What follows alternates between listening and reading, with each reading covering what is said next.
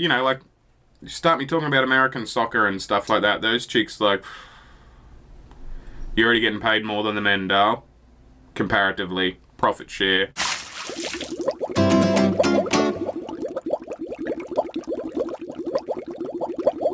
What's up, Squad? It's your Squid, aka the Anxious Squid.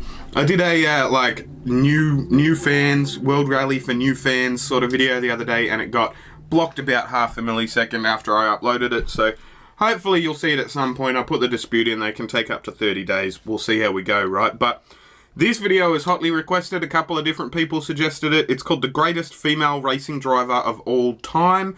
It's Michele Mouton or something. I don't know. But yeah, we're going to give it a look. Let's give it a look. This video off, if I may, with Carmen Yorda. Bear with me, please. For those of you unaware, was a racing driver who competed in series such as Formula 3 and GP3 in the 2010s. I've got a video on her. I've got a video on her, like, literally saved to do. I might do it today now that this guy's mentioned it. The Lotus Formula 1 team as a development driver. Somebody said she was the Danica Patrick of F1. Who competed in series such as Formula 3 and GP3 in the 2010s. She was also signed to the Lotus Formula 1 team as a development driver from 2015 to 2016. To the untrained eye of the average earthling, this would be considered a fantastic feat. And yeah, that's huge. Forward to helping get female drivers back onto the Formula 1 turn it up for you. But it wasn't quite that way. I'll explain this in another video, because I'm just going to go off on a tangent here, trying to explain. It might be him, the other video that I react to, so we'll see how we go. This is all about. But the point is that in 2015, Yorda voiced her approval of a separate championship for women, and this is what she said. It's not fair that women have to compete in the same championship as men, because we're never going to become world champion. Oh, shoot yourself in the foot, Dale. What? Oh yeah, Carmen? You don't think women can be competitive on the main stage, huh? Well, I'd like to introduce you to Michele Mouton. Mouton, alright, so she's French. Is a former rally driver from France who competed in the World Rally Championship from 1974 to 1986. She was lauded by the likes of Sir Sterling Moss and Niki Lauda, two of the most respected people in motor racing. Yeah. Stop. And it's not without reason, because Mouton was incredible. Let's give her a look then, shall we? This is good. So that quarter chick asked for basically an all-chicks league. That's interesting. Mouton was born in Grasse, France in 1951. She was first introduced to the concept of racing cars at 14 years old. Although her first proper foray into rallying came in 1973, not as a driver, but as a co-driver. It was then her father who suggested that maybe she should get behind the wheel of a car. Yeah, why not? Give it a crack. Live your life through your kids, right? After competing in regional events throughout France in 1973, Mouton made a World Rally Championship debut in 1974, finishing 12th on the Tour de Corse. Naturally, men throughout the paddock could not cope with the concept of a woman beating them in a car. Grow up, dude. Rumours abound Mouton was running an illegal engine, but sure enough, it was perfectly legal. She was later crowned the French champion and European ladies champion, and by now some of you anoraks will be saying, "Oh, she's not a racing driver, she's a rally driver." Well, that's the same to answer thing. that Racing, rally. Mouton competed in the 24-hour of Le Mans, in the 2-litre prototype category with Christine Dacremont and Marion motor all-female lineup in 1975. And you can curb your prejudices because they won their class. Mouton's performances in the rain were vital to making this happen, yet elected not to pursue a career on the closed circuit. Nonetheless, her results attracted attention from the likes of Alf and Fiat France. She achieved a moderate level of success with Fiat on the world stage from 1977 to 1979. However, in 1980, Audi Sports signed her to the WRC program for the 1981 season. Now, as you could imagine, there was a fair amount of criticism with regards to her signing. This, coupled with her co-driver being Fabrizia Pons, some of the comments being thrown around almost eradicated any faith one would have had in humanity. But this all changed at Rally Portugal, where Mouton won 7 stages and finished 4th overall, despite experiencing electrical gremlins throughout the rally. She also performed strongly in Greece and in Finland, but the real breakthrough came in San Remo. 1981 World Rally Champion Ari Vance. It's a hell of a suit, stripes with plaid. Fucking hell. Lose to a woman. Well, guess what? You did, buddy. Have a look how she moves the car. Fucking hell. Alright.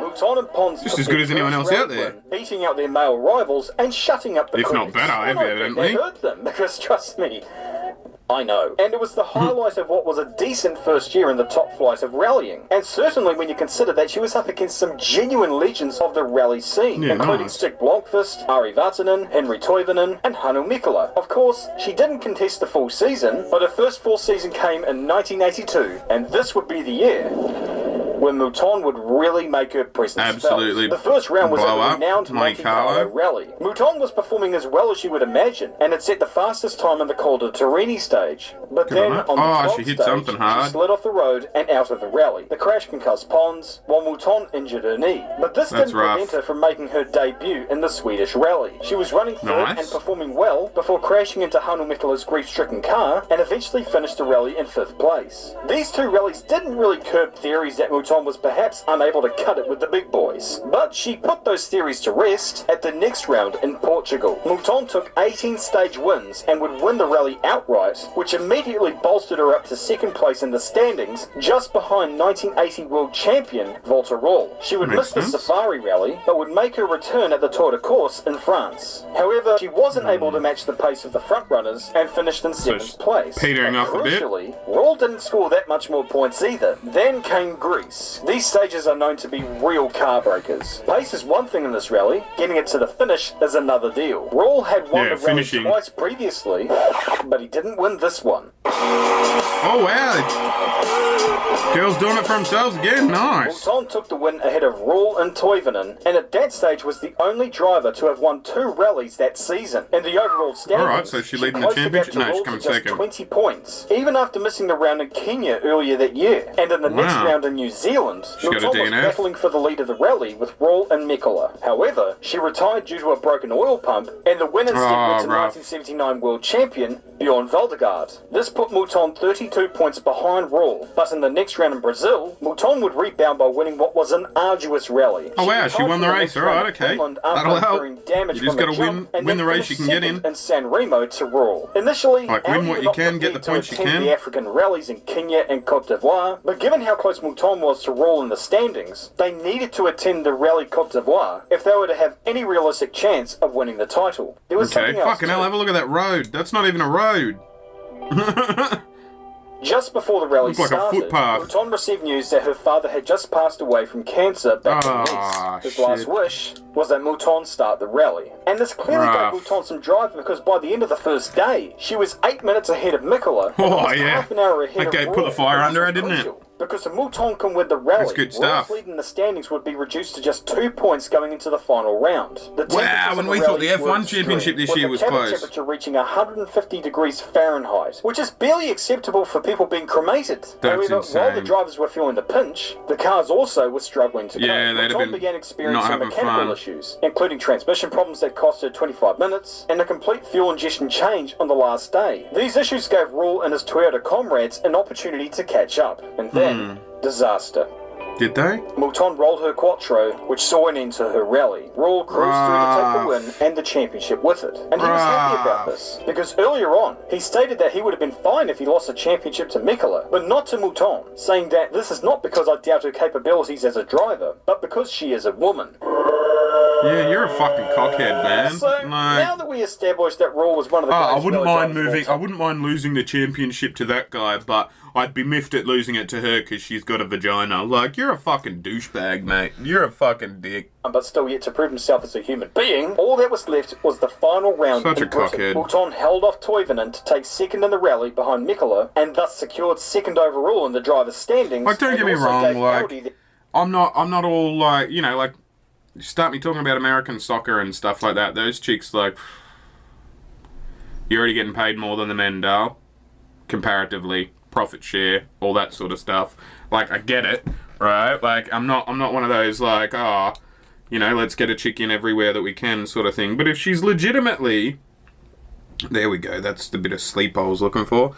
If she's legitimately one of the best, she's legitimately one of the best. Like, and this isn't exactly a sport where, like, they're going to be, like, physical fitness is something that's a big deal as well in motor racing, but You know what I'm saying? Like, if she's got the goods, she's got the goods. Just suck up. And despite losing to this Nobel Prize winner, Mouton was awarded the International Rally Driver of the Year award at the Autosport Awards Gala. Rule also later conceded that Mouton had deserved her victories, and it was only through sheer luck that Rule had won the title. Mouton would compete in the WRC for a further 4 years, although her last full-time campaign was in 1983. Constant mechanical failures marred her season, and eventually retired from rallying altogether in 1986 to focus on her family. She was made Knight of the Legion of Honor in 2011, which is the highest French Order of Merit for civil rights, and was inducted into the Rally Hall of Fame by CARLO Sainz in 2012. She was also involved in the FIA's Women and Motorsport Commission, which will be explained by fellow YouTuber Kira Megan. Now, the Women in Motorsport Commission is the biggest movement from the FIA to endorse females in motorsport so far. It was created back in 2009 with Michele Mouton, a former French rally driver and the first female to win a round of the FIA World Rally Championship as its president. Back in 2009, when the commission started, Michele said, "Women already have their place in motorsport. They have proved it. But for many years, people have asked me why there have been no women following in my footsteps. I really hope because we don't want tokenism, we want skill, and that we can attract and support women in all areas of our sport." But what is the commission exactly? They say that it's been made to put practice, actions and events into place that will strengthen the inclusion with women in all areas of motorsport and will work closely with the FIA. You want to give them the best tools that they can, but you don't want to build the ladder for them, you know? So far, since its launch in 2009, they have proven what they said. Make sure everything's available to them, no discrimination, any of that jazz. CIK Trophy Academy. In 2015, they created a county rallying program for rallycross, and probably the biggest movement so far was in 2018 and 2019 when they set up the FIA Girls on Track Challenge, which was promoting young karting girls aged 13 to 18 up to F1, and also they get a chance to win a seat in the Ferrari Driver Academy. In these years, they also created the FIA Women's Driver Academy, meaning there is a place women can go to and be picked up. In my view, the 1982 World Rally Championship is one of the more crucial seasons in the whole history of motorsport, because it demonstrated something important. It went against the opinion of the time, and more so than that, it completely disproved what Carmen Yorda would say over 30 years later. Women can't be competitive against men in motorsport? Bullshit, Carmen. Because as Michele proved in 1982, they can be. Sir Sterling Moss regarded her as one of the best, Niki Lauda called her a superwoman, and frankly, racing those two is all you need as a racing driver, no matter what your background. And her achievements should be celebrated if we are to encourage the next generation of young female drivers to come through and to reach for those seemingly unattainable heights. Yeah, Thank you very much for watching. Please consider liking this video. Go and give that guy a look, obviously, if you want to react to the video yourself, or you want to watch the video without my reaction. Don't be a menace, and as always, I'll see you all later. Yeah, that's 100%, 100%. Don't be like that guy. That guy was a cockhead.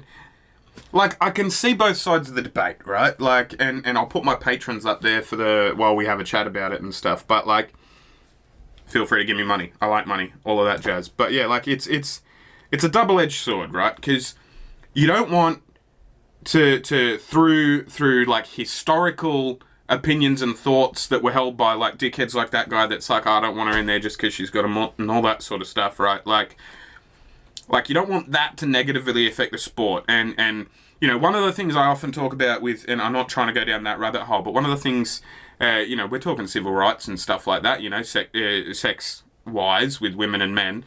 It's not too much of a leap to then use an example from civil rights with white and black, right?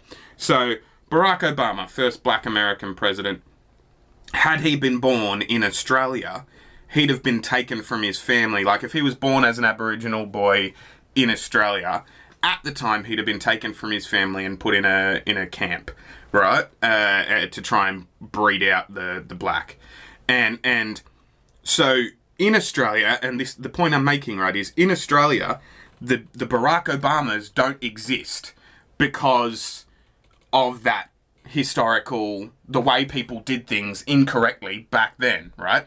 We're still too close to the incorrect things happening for us to be seeing the benefit of us changing those, if that makes sense. You know what I mean? Like, America can have a black president now, but Australia is still too close to the mistreatment of black people in that country for us to have felt the after effects of, if that makes sense. And so I don't want that to happen in the same sense in racing. Like, the fucking bigoted opinions that existed, are they still playing a part? You know what I mean? Like, is the legacy of that fucking abhorrent sort of attitude, you don't want that to play its part at all, you know, and I'm not educated enough to know if it does or if it doesn't in racing these days, but the point I'm trying to make is, like, there's a balance, you know what I mean? Because it's like, obviously you want to make up for that historical fuckwittery, so sometimes you do have to go the extra mile, you know what I mean, to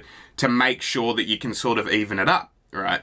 But at the same time, you don't want to go so far that you're giving a whole bunch of opportunities to women drivers just because they're women, and realistically they'd probably come last on a track with boys the same age as them, you know? Like, they said that there's a women's academy and a women's opportunity to get to the Ferrari team, like, not on the top, not as a driver, but into their program and stuff. And it's like, to me, I hear that and I go, some poor kid, like some poor kid with a penis gonna miss out on that Ferrari spot purely because he has a penis? If that's the case, then that's fucked. Like, that shouldn't be the case. But, I mean, I'm just rambling here, you know? Like, are we going to sacrifice the careers of some boys today because we fucking stupidly and incorrectly sacrificed the careers of girls back then? Like, it's an interesting conversation to have. I'm not sure where I sit on it, but obviously skills should be the determiner for me, and she obviously was very, very skilled and deserved to be at the level that she was at. I'm going to watch a video on this CmôTE chick, and we'll see what her opinions are, and we'll see how that goes. Hit subscribe for me. Do me a solid, hit the subscribe button. This is the gap between subscribed and not subscribed who watches. And while we're talking about gender, this is the gender that watches my videos and stuff. So if you're interested, if you think there's a chick in your life, a chicken, lol. If there's a woman in your life who you think might like this video, or you think might get engaged in the comments section in debate or anything, do me a solid. Send them the link. But yeah, failing all of that, if you want a guaranteed reaction, it's $5. You can join my Patreon with these mad dogs and all that sort of jazz. Link is at the top of the description. I'm going to stop talking and get on with it. I'll see you guys when I look at you. You'll see me when you look at me. Thanks so much for watching.